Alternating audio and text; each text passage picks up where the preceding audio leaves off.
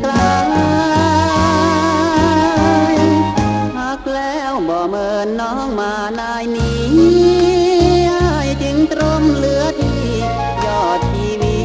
มีคู่หมายปล่อยให้นั่งเกิดต้องหาเจ้าอยู่เดียวได้น้องยังมาปั่นกายมาปล่อยเหืออายเป็นบาหอยน้อยใจคิดเติงหาเจ้ากินข้าวบ่ลง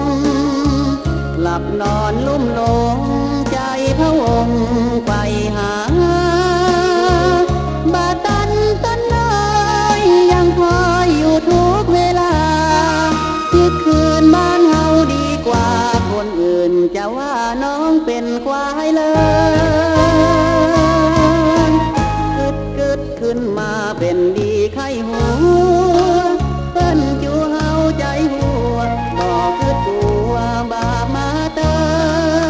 มเจ้าอยู่ที่ไหนหัวใจไอ้เฝ้ารำเปิง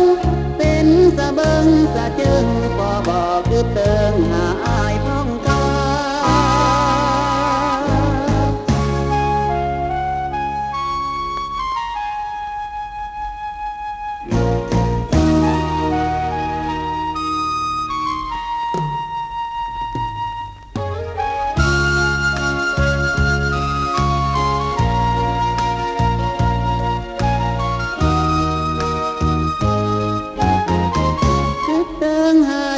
กินข้าวบ่ลง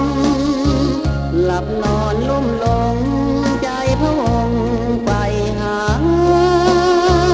บาตันต้นน้อยยังคอยอยู่ทุกเวลาที่คืนบ้านเฮาดีกว่าคนอื่นจะว่าน้องเป็นควายเลย